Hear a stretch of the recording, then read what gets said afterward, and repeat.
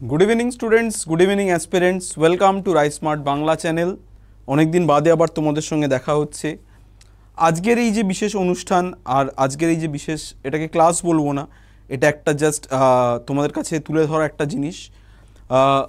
তোমরা জানো যে এই পিএসসির বেশ কতগুলো পরীক্ষা রিসেন্টলি হয়েছে, তার মধ্যে একটা হচ্ছে পিএসসি মিসলেনিয়াস। এবং পিএসসি মিসলেনিয়াস পরীক্ষা যেটা বিফোর কোভিড লাস্ট হয়েছিল, তারপরে আবার এই পরীক্ষা হলো 2023-এর নোটিফিকেশনের পরীক্ষাটা, প্রিলিমিনারি পরীক্ষা হলো। অন্যান্য যে পরীক্ষাগুলো আমরা ক্লার্কশিপ বা ফুড এসআই এগুলোও হয়েছে, তার সাথে এখানে বিশেষ করে ক্লার্কশিপ এবং পিএসসি মিসলেনিয়াসের ক্ষেত্রে মেনের ক্ষেত্রে যে ব্যাপারটা রয়েছে সেটা হচ্ছে যে ডেসক্রিপটিভ পার্ট। অর্থাৎ পিএসসি মিসলেনিয়াস, এই পিএসসি মিসলেনিয়াস পরীক্ষাটাকে কিন্তু ডাব্লিউবিসিএস অর্থাৎ ওয়েস্ট বেঙ্গল সিভিল সার্ভিসের পরেই সবথেকে গুরুত্বপূর্ণ এবং সবথেকে লুক্রেটিভ এক্সাম হিসেবে কিন্তু কম্পিটিটিভ এক্সামের অ্যাসপিরেন্টরা এটাকে গণ্য করে থাকে। সবাইকে গুড ইভিনিং আবারও। তো এক্ষেত্রে যেটা পিএসসি মিসলেনিয়াসের প্রিলিমিনারি তোমরা দিয়েছো এবং মেনের ক্ষেত্রে যেটা ব্যাপার, যে মেনের ক্ষেত্রে যে তিনটি পেপার থাকে, একটি হচ্ছে ডেসক্রিপটিভ বেঙ্গলি বা হিন্দি বা নেপালি বা উর্দু, আরেকটা হচ্ছে ডেসক্রিপটিভ ইংলিশ, এবং আরেকটি যে পেপার থাকে সেই পেপারটি হচ্ছে ডেসক্রিপটিভ জিএস এবং ডেসক্রিপটিভ ম্যাথ। এটি একটাই পেপার 150 নম্বরের। তার মধ্যে আজকে আমরা ডেসক্রিপটিভ জিএস পেপারটা নিয়ে একটা গাইডলাইন দেব। আজকে কোনো টপিক পড়ানো নয়, শুধুমাত্র এই পরীক্ষাটার গাইডলাইনটা কি হবে, কিভাবে তোমরা লিখবে, কিভাবে প্রশ্ন আসে, সেই প্রশ্ন লেখার টেকনিক কি, কি কি রুলস অ্যান্ড রেগুলেশনস তোমরা অবলম্বন করবে, সেই বিষয়গুলো নিয়ে আজকের এই ছোট্ট আলোচনা। বিকজ আমরা যে পরীক্ষাগুলো দিয়ে থাকি অলরেডি, ডাব্লিউবিসিএস, ফুড এসআই বা স্টাফ সিলেকশন কমিশনের যে পরীক্ষাগুলো, সেক্ষেত্রে ডেসক্রিপটিভ জিকের কিন্তু খুব একটা ইমপ্লিমেন্টেশন আমরা দেখিনি এতদিন পর্যন্ত বা ফেস করতে হয়নি। যদি খুব পুরনো স্টুডেন্ট কেউ থেকে থাকো যারা বিফোর কোভিডের বিগত সময় থেকে যারা 2018-19 থেকে প্রিপারেশন নিচ্ছ, তাদের ক্ষেত্রে হয়তো পিএসসি মিসলেনিয়াস অনেকে দিয়েছো বা কোশ্চেন ফরম্যাট দেখেছো, কিন্তু বেশিরভাগ ক্ষেত্রেই আমরা 2020 পরবর্তী সময়ের ক্ষেত্রে এই ধরনের পরীক্ষা কিন্তু ফেস করিনি, প্রথম ফেস করলাম। এবং মূলত হচ্ছে ডেসক্রিপটিভ জিকে কিন্তু আমাদের কিভাবে লিখতে হবে, পিএসসি মিসলেনিয়াসে কীভাবে প্রশ্ন হয়, তার কয়েকটা বিষয় আমরা একটু জেনে নিই।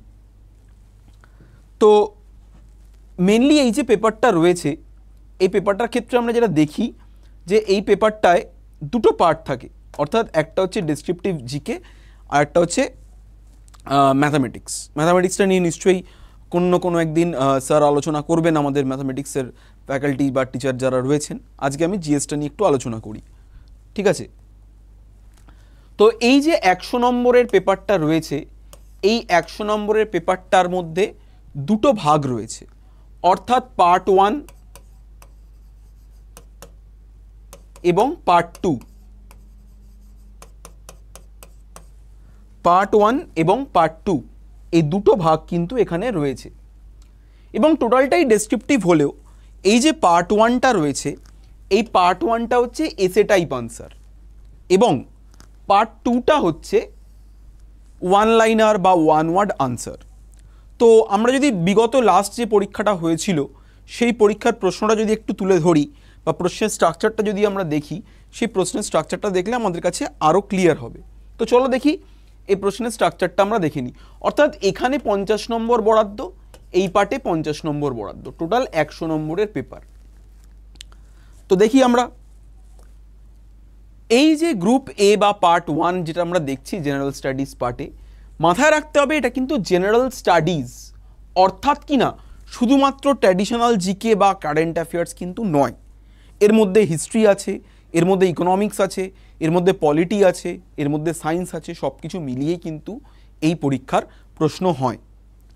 তাহলে এটা কিন্তু general studies, not general knowledge. তো প্রথম যেটা দেওয়া থাকে যে answers may be written in English or in Bengali or in Nepali, but all answers must be in one and the same language. এই জায়গাটা খুব গুরুত্বপূর্ণ। অর্থাৎ পরীক্ষার যে প্রশ্ন, তোমরা যদি প্রিভিয়াস ইয়ারের কোশ্চেন দেখো তাহলে দেখতে পাবে যে প্রশ্নপত্র কিন্তু ইংলিশে হয়, কোশ্চেন পেপারটা কিন্তু ইংলিশেই থাকে তোমাদের, বাট এর উত্তর কিন্তু তোমরা বাংলাতেও লিখতে পারো, যারা ইংলিশে কমফোর্টেবল অবশ্যই ইংলিশে লিখতে পারো, যারা বাংলায় কমফোর্টেবল তারা বাংলায় লিখবে, অথবা নেপালিতে যদি কেউ থেকে থাকো সে নেপালিতেও লিখতে পারে। কিন্তু সম্পূর্ণ প্রশ্নের উত্তর কিন্তু একই ভাষায় হতে হবে। অর্থাৎ আমি একটা প্রশ্ন বাংলায় উত্তর লিখলাম, একটা প্রশ্ন ইংলিশে উত্তর লিখলাম, সেটা করলে কিন্তু পিএসসি এখানে তোমার পেপার ইভ্যালুয়েট করবে না, পেপারকে কিন্তু ইভ্যালুয়েট করবে না।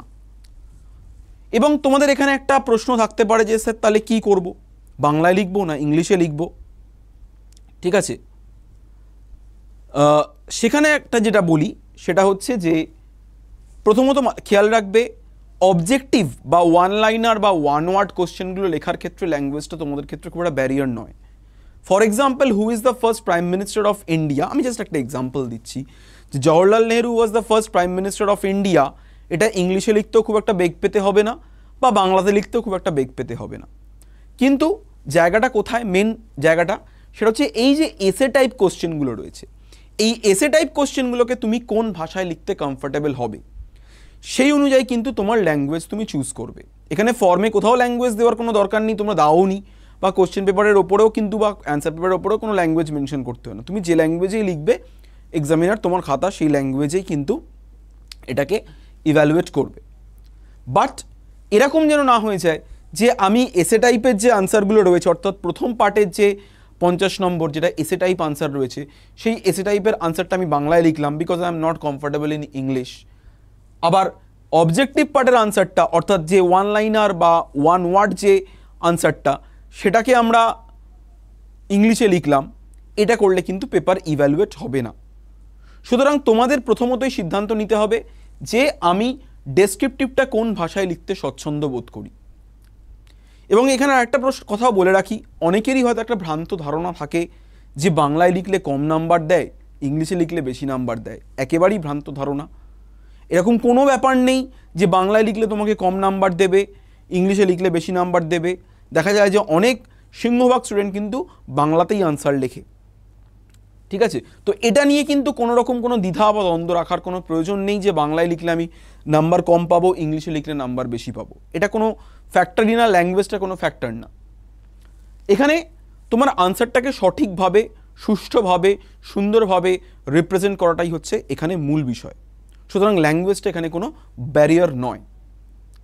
দ্বিতীয়ত, ইংলিশে আমি লিখতে গেলাম, গিয়ে হয়তো দেখা গেল যে প্রচুর বানান ভুল হচ্ছে, বা আমি বাংলায় লিখতে গিয়েও দেখা যাচ্ছে সেন্টেন্স কনস্ট্রাকশন ঠিক মতো করতে পারছি না, লিখতে গিয়ে ভুল হচ্ছে, বানান ভুল হচ্ছে, সেটা অবশ্যই কাম্য নয়। সেই ধরনের উত্তরে কিন্তু নাম্বার পাওয়া যাবে না। অর্থাৎ যে ল্যাঙ্গুয়েজে যে কমফোর্টেবল সে কিন্তু সেই ল্যাঙ্গুয়েজে লিখবে। তোমাদের আরও যদি কোনো কোয়ারিজ থাকে অবশ্যই তোমরা ইনবক্সে, চ্যাট বক্সে লেখো, আমি যতটুকু উত্তর দেওয়ার প্রচেষ্টা করব আলোচনার সাথে সাথে। ঠিক আছে, তাহলে যে কোনো একটা ভাষায় আমরা উত্তর লিখতে পারি, কিন্তু পুরো পেপারটাই কিন্তু একই ভাষায় লিখতে হবে।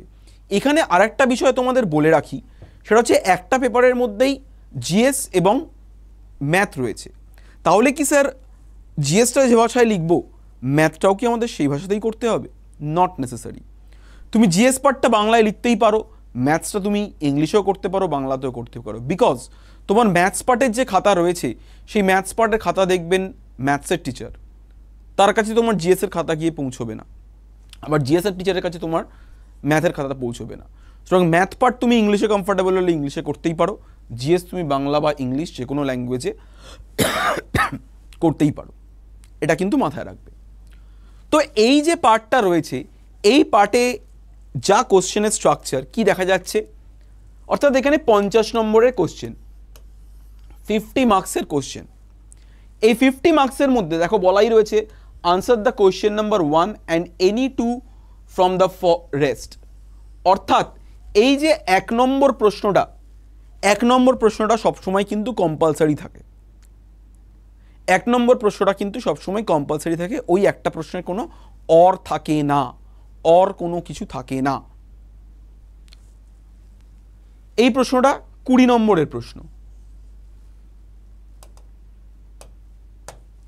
এই প্রশ্নটা 20 নম্বরের প্রশ্ন, অর্থাৎ 20 মার্কসের এই কোশ্চেন। এবং বাকি 4টে প্রশ্ন থাকে, এই 4টে প্রশ্নের মধ্যে থেকে যে কোনো 2টো প্রশ্নের উত্তর তোমাকে দিতে হবে। এবং এই চারটে প্রশ্নেরই প্রত্যেকটাই 15 নম্বর করে, অর্থাৎ 20 প্লাস 15 প্লাস 15 এই 50 নম্বর কিন্তু এখানে বরাদ্দ এই পার্টটার জন্য। তার মধ্যে 1 নম্বর প্রশ্নটা কিন্তু কম্পালসারি লিখতেই হবে। আমি প্রশ্নের স্ট্রাকচারটা একটু দেখিয়ে নিই, তারপরে টপিকগুলো কিভাবে সিলেক্ট করা হয়, কোন কোন এরিয়াগুলোর উপর জোর দিতে হবে আমি বলে দেবো। তাহলে গ্রুপ এটা আমরা দেখে নিলাম বা পার্ট এটা। এবার চলে যাচ্ছি আমরা পার্ট বিতে। এই যে পার্ট 2 বা গ্রুপ বি যেটা রয়েছে, এই পার্ট 2 এর কি বলছে, আনসার অল দ্য কোয়েশ্চেন্স, অর্থাৎ এখানে 5টা প্রশ্ন থাকবে।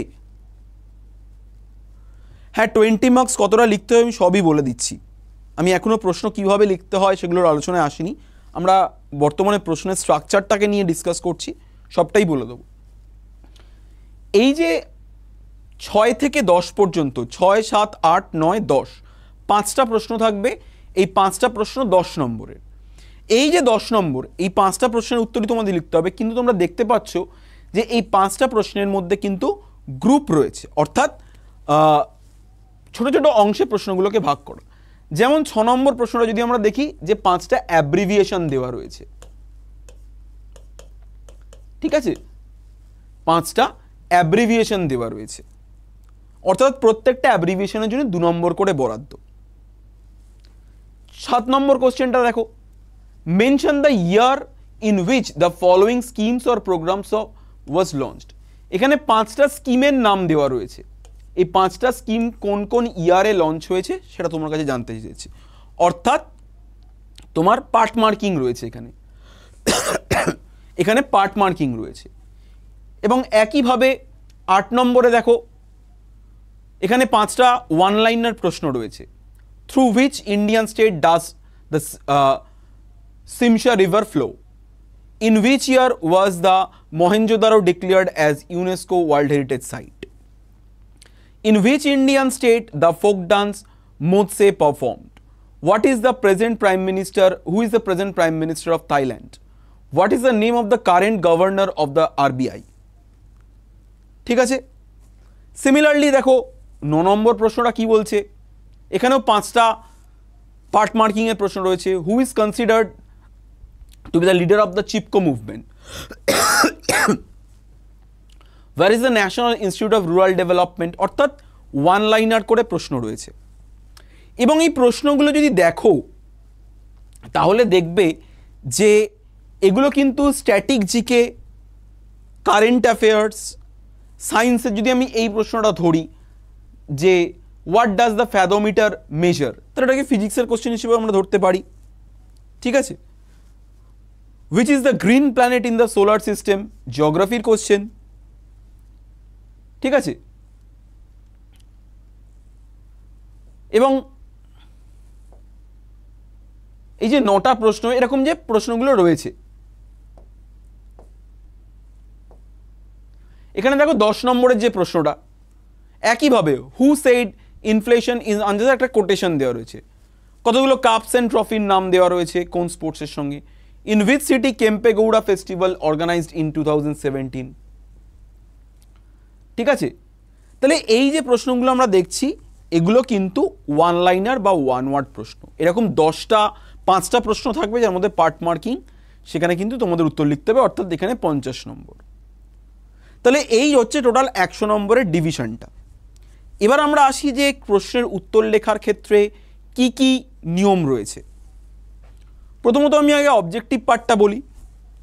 তাহলে অবজেক্টিভ পার্টের ক্ষেত্রে আমরা দেখতে পাচ্ছি, অর্থাৎ ওয়ান লাইনার বা ওয়ান ওয়ার্ড যে কোশ্চেনগুলো রয়েছে এগুলোর ক্ষেত্রে আমরা দেখতে পাচ্ছি কি, এগুলোর ক্ষেত্রে দেখতে পাচ্ছি যে আমাদের জেনারেল নলেজ, কারেন্ট অ্যাফেয়ার্স মানে static GK, current affairs, physics, ঠিক আছে, কেমিস্ট্রি, ইকোনমিক্স, হিস্ট্রি, হতেই পারে এরকম প্রশ্ন যে ইন হুইচ ইয়ার খিলাফত movement took place, who is considered as the father of Indian unrest, who was the first women president of Indian national Congress, ঠিক আছে। রফিকুল তুমি একটু ওয়েট করো, আমি তোমার সমস্ত প্রশ্নের উত্তর পাবে, প্রোগ্রামটা দেখতে থাকো, ওকে। সো এরকম ধরনের প্রশ্ন কিন্তু থাকবে। তাহলে এবার হচ্ছে উত্তর লিখব কি করে। প্রথমত আসি আমরা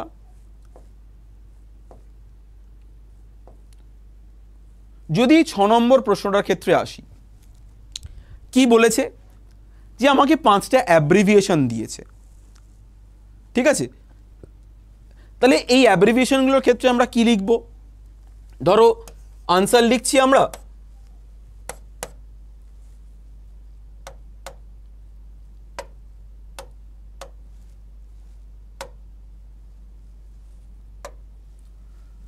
তাহলে আমরা দিলাম আনসার শিটে 6A, 6 দাগের প্রশ্ন এ কি দিয়েছে আমাকে, সেল,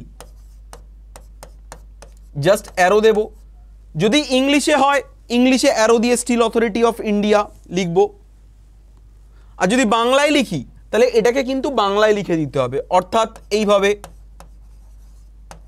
স্টিল অথরিটি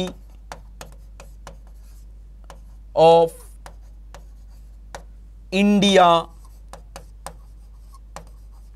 লিমিটেড।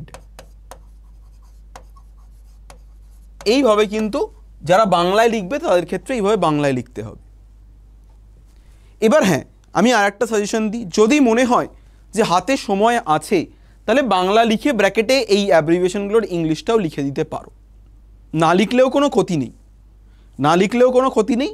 যদি মনে হয় সময় আছে তাহলে সেটাও করে দিতে পারো। এখানে কোনোভাবে সেলের পুরো কথা হলো এই সমস্ত কথা লেখার দরকার নেই, জাস্ট সেল অ্যারো দেব বা কোলন ড্যাশ দেব, দিয়ে ফুল ফর্মটা লিখব, ঠিক আছে। এবার আসি এই ধরনের প্রশ্নগুলোর ক্ষেত্রে কি বলেছে 7 নম্বরটা, যে mention the year in which the following schemes or program launched. তাহলে একইভাবে আমি 7A দেব, দিয়ে প্রধানমন্ত্রী জনধন যোজনা লিখব, আমি একটু শর্টেই লিখলাম, দিয়ে তুমি অ্যারো দিয়ে 2016। এবার এক্ষেত্রে তোমার যদি মনে হয় তুমি বাংলায় সালটা লিখলে, লিখে ব্র্যাকেটে ইংলিশটাও লিখে দিলে, কোনো অসুবিধা নেই।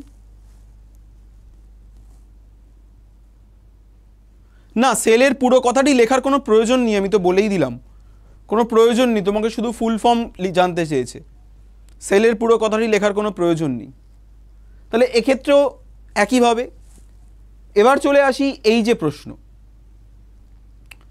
এগুলো দেখো তোমাকে 1 লাইনার প্রশ্ন দিয়েছে, ঠিক আছে, 1 লাইনার প্রশ্ন দিয়েছে প্রত্যেকটার ক্ষেত্রে। যদি এই প্রশ্নটাই আমি ধরি যে what is the name of the current governor of RBI, এবার তুমি কি করছো, 8-এর ই,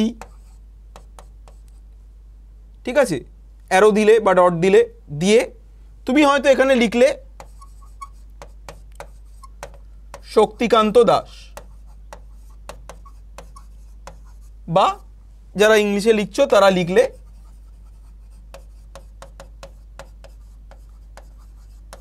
শক্তিকান্ত দাস। প্রশ্নটার জন্য 2 নম্বর বরাদ্দ আছে, এক্সামিনারের মনে হলে তোমাকে 1 নম্বর দেবে, কারণ প্রশ্নটা কিন্তু তোমাকে 1 লাইনার, তোমাকে 1 ওয়ার্ড জানতে চাইনি, answer the following question in 1 word বা কিছু লেখেনি। তাহলে এই ধরনের প্রশ্নগুলোর ক্ষেত্রে তোমাকে লিখতে হবে এই যে what is the name of the current governor of RBI, reserve bank of India, তোমাকে লিখতে হবে the name of the current governor of reserve bank is Shaktikanta Das. বাংলায় লিখলে রিজার্ভ ব্যাঙ্ক অফ ইন্ডিয়ার বর্তমান গভর্নরের নাম হলো শক্তিকান্ত দাস। পুরো কথায় উত্তরটা লিখতে হবে, কখনোই এই ধরনের প্রশ্নের ক্ষেত্রে 1 ওয়ার্ডে উত্তর লিখবে না, তাহলে কিন্তু পার্ট মার্কিংয়ের ক্ষেত্রে তোমাকে 2 নম্বরের জায়গায় 1 নম্বর দেবে, এটা যেন খুব ভালো করে খেয়াল থাকে। সিমিলারলি পরের প্রশ্নগুলো দেখো একইভাবে রয়েছে, ঠিক আছে। হোয়াট ডাজ ফ্যাথোমিটার মেজার, তুমি হয়তো লিখে দিলে শুধু ডেপথ অফ ওশান বা সমুদ্রের গভীরতা, না, ফ্যাথোমিটার যন্ত্রের সাহায্যে সমুদ্রের গভীরতা পরিমাপ করা হয়, বা the instrument fathometer is use to measure the depth of ocean, যে ল্যাঙ্গুয়েজে লিখবে সেইভাবে। ক্লিয়ার? তাহলে এই জায়গাটা কিন্তু খেয়াল রাখতে হবে। আচ্ছা, আর একটা জিনিস বলে দিই, সেটা হচ্ছে এই যে পার্ট মার্কিং রয়েছে, ধরো এই যে 5টা প্রশ্ন রয়েছে, 5টা প্রশ্নের মধ্যে তোমার এ এর উত্তর জানা, বি এর উত্তর জানা, সি এর উত্তরটা মনে পড়ছে না, ডি এর উত্তর জানো, ই এর উত্তর জানো, এটাও হয়তো জানো, এই মুহূর্তে মনে পড়ছে না।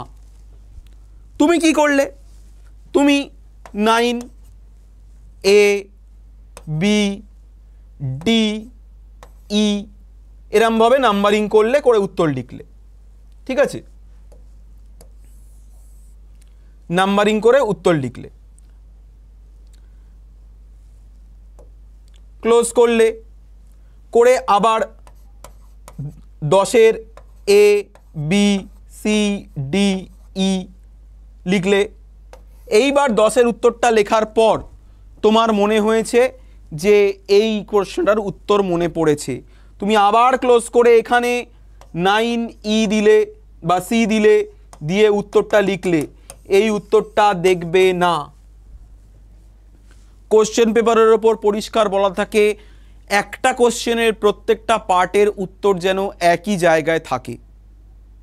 অর্থাৎ তুমি যখন এখানে লিখছো, হতেই পারে মনে 9 এ লিখলে, বি লিখলে, সি এর উত্তরটা মনে পড়ছে না, সি লিখে ব্ল্যাঙ্ক রেখে দাও, ডি এর উত্তর লিখলে, ই এর উত্তর লিখলে। যদি পরবর্তী সময় মনে পড়ে উত্তরটা লিখবে, যদি না মনে পড়ে ব্ল্যাঙ্ক রেখে দিলেও কিন্তু তোমার কোনো পেনাল্টি হবে না। কিন্তু তুমি যদি ওই কোশ্চেনকে ক্লোজ করে ওর পার্ট আবার অন্য কোনো কোশ্চেনের পরে লেখো, তাহলে সেটা ঠিক হলেও কিন্তু ইভ্যালুয়েট হবে না, এটা কিন্তু খেয়াল রাখতে হবে। এবং এখানে বলে দিই, এখানে পার্ট মার্কিং আছে, তোমার 5টা কোশ্চেনের মধ্যে 3টে ঠিক হয়েছে, 2টো ভুল হয়েছে, তার জন্য কোনো পেনাল্টি নেই, তুমি 3টের জন্য 6 নম্বর পাবে। ঠিক আছে, এটা কিন্তু খেয়াল রাখতে হবে। তাহলে অবজেক্টিভ পার্টের উত্তর কিভাবে লিখতে হবে, 1 লাইনার, 1 ওয়ার্ড, এগুলো বলে দিলাম। এবার চলে আসি আমরা ডেসক্রিপটিভ পার্টটার ক্ষেত্রে, অর্থাৎ গ্রুপ এ।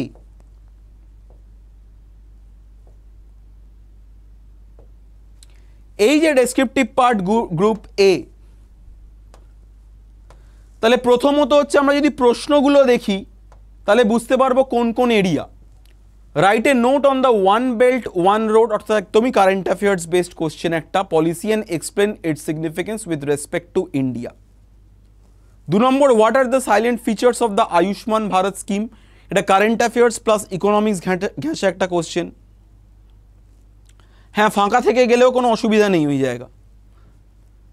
3 নম্বরটা, give a brief account how the COVID-19 pandemic has affected the economic condition world wide, special reference to the Indian economy. এটা ইন্ডিয়ান ইকোনমি এবং কারেন্ট সিনারিও নিয়ে একটা কোশ্চেন ছিল।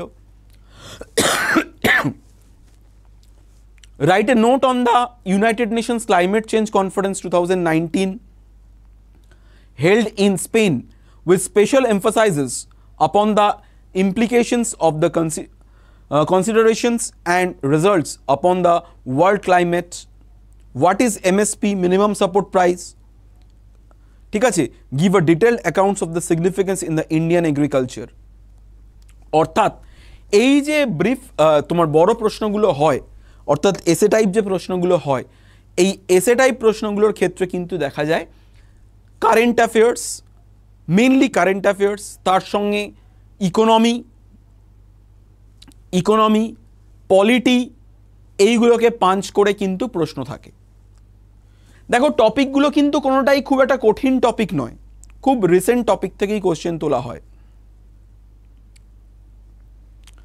তানিশা বলছো স্যার ব্রড কোশ্চেনের জন্য বেঙ্গলিতে আনসার লিখলে হেডিংগুলো কি ইংলিশে করা যায়? দেখো কোশ্চেনটা তো ইংলিশে থাকবে, তোমার কোশ্চেন লেখার দরকার নেই। তুমি যখন 1 নম্বরের উত্তর লিখছো 1 নম্বর দিয়ে ডট দিয়ে আনসারটা শুরু করো, কোশ্চেন আলাদা করে লেখার দরকার নেই। হ্যাঁ, তোমার লেখার মধ্যে, বাংলা লেখার মধ্যে 2-একটা ইংলিশ কোটেশন বা ইংলিশ কোনো পয়েন্ট আউট সেটা তুমি লিখতেই পারো ছোট ছোট, কিন্তু উত্তরটা যেন পুরোপুরি মানে বেঙ্গলিশে না হয়ে যায়, মানে বাংলা ইংলিশ দুটো মিশিয়ে। এবার এবং প্রত্যেকটা প্রশ্নেই দেখো একটা কনক্লুশন রয়েছে যে তার এফেক্টটা কি, তোমার ওপিনিয়নটা কি, এখানে কিন্তু হিডেন রয়েছে। অর্থাৎ এই প্রশ্নগুলো কিন্তু টোটালটাই কারেন্ট অ্যাফেয়ার্স বেসড এবং কারেন্ট ইকোনমি, কারেন্ট পলিটিক্স সঙ্গে কারেন্ট অ্যাফেয়ার্সকে পাঞ্চ করে কিন্তু প্রশ্নগুলো দেওয়া হচ্ছে। তো এর উত্তর লেখার একটা নিয়ম আছে। প্রথমত মাথায় রাখতে হবে যে এটা কম্পিটিটিভ এক্সাম। যে প্রশ্নটা প্রথমেই আমাকে করেছিলে যে একটা 20 নম্বর বা 15 নম্বরের প্রশ্নের জন্য কতটা লিখতে হবে। পিএসসি এরকম কিছু বলে দেয় না ওয়ার্ড লিমিট যে কতটা লিখতে হবে এগুলোর ক্ষেত্রে, ঠিক আছে? এগুলোর ক্ষেত্রে কোনো ওয়ার্ড লিমিট থাকে না। টপিকের ওপর ডিপেন্ড করে, সময়ের ওপর ডিপেন্ড করে। একটা কথা মাথায় রাখবে, এটা কম্পিটিটিভ এক্সাম, এখানে কোয়ালিটি দেখা হয়, কোয়ালিটি জাজ করা হয়, কোয়ান্টিটি না। না তুমি যদি, আরে রফিকুল একটা কথা তো পরিষ্কার বললাম আমি যে অ্যাব্রিভিয়েশন, তুমি বাংলায় যদি লেখো তাহলে অ্যাব্রিভিয়েশন বাংলাতেই লিখতে হবে। যদি সময় থাকে বাংলায় লিখে তার পাশে ইংলিশটা লিখে দিতে পারো। তুমি পুরো পেপার বাংলায় লিখছো, সেখানে অ্যাব্রিভিয়েশন ইংলিশে লিখলে অবশ্যই নাম্বার পাবে না, দেখবেই না সেই কোশ্চেনের আনসার।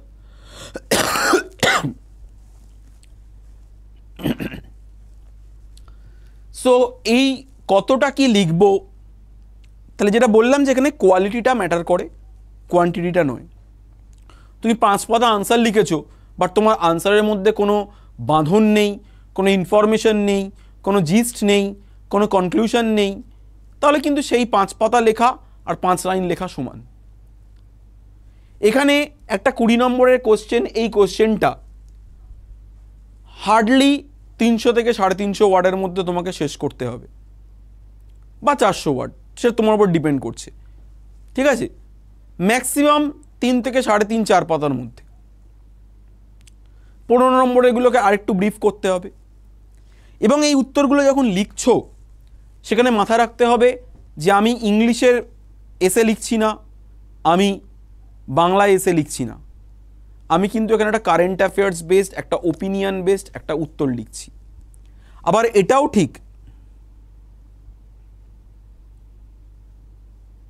হ্যাঁ অ্যাব্রিভিয়েশনগুলো বাংলা ল্যাঙ্গুয়েজেই লিখতে হবে, আমি বলে দিয়েছি।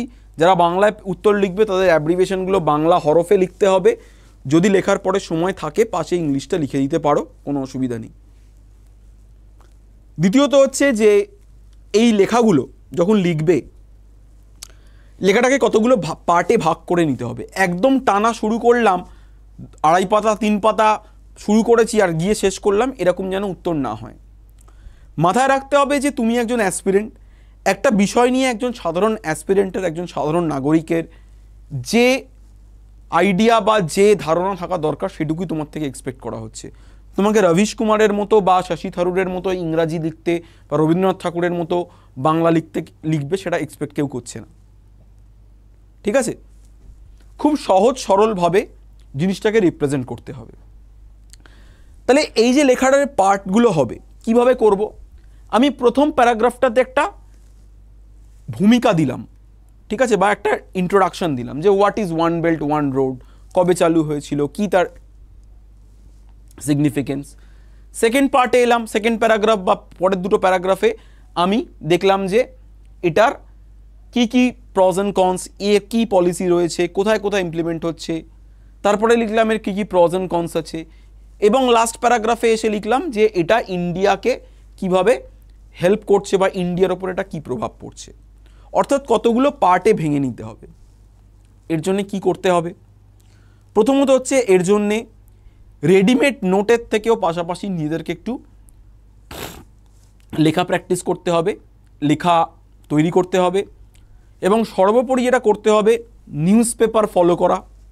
নিউজ পেপার এর থেকে ভালো সোর্স এই ধরনের উত্তর লেখার ক্ষেত্রে আর কিচ্ছু নেই।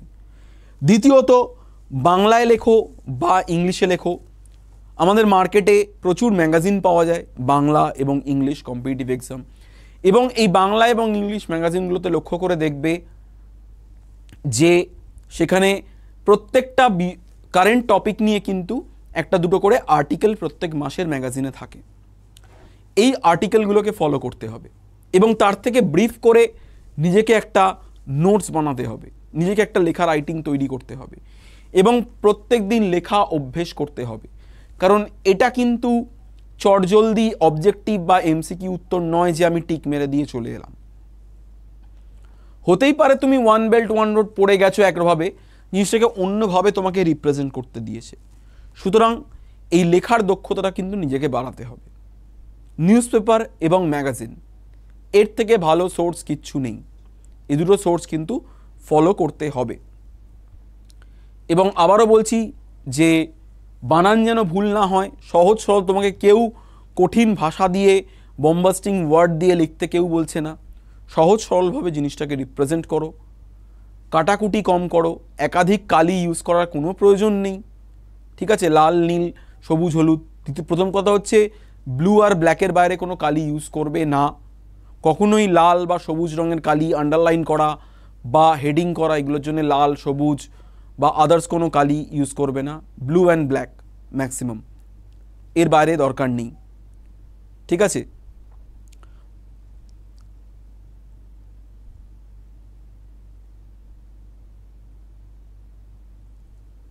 কি বলছো? রাইসে তো কবে দিয়ে বলছে মিসলেনিয়াস মেন্সের ক্লাস হবে, হবে না। সেটা তুমি যদি রাইসের কোনো নির্দিষ্ট ব্রাঞ্চের স্টুডেন্ট হও, সেই ব্রাঞ্চে অফিসিয়ালদের সঙ্গে যোগাযোগ করো, নিশ্চয়ই ওনারা বলে দেবেন যে কবে ক্লাস হবে। ঠিক আছে, সো এই জিনিসগুলো কিন্তু একটু আস্তে আস্তে প্র্যাকটিস করতে হবে। অবশ্যই আমরা ক্লাস নিয়ে আসবো, কী ধরনের লেখা, কী কী টপিক এবছরের জন্য ইম্পর্ট্যান্ট আছে, সব কিছু নিয়েই আমরা আলোচনায় থাকব। তো আজকের জন্য এই পর্যন্তই, এবং যেভাবে তোমাদের গাইড করলাম এভাবে একটু নিজেরা প্রিপারেশন শুরু করো, আমরা অবশ্যই পাশে আসি। Thank you.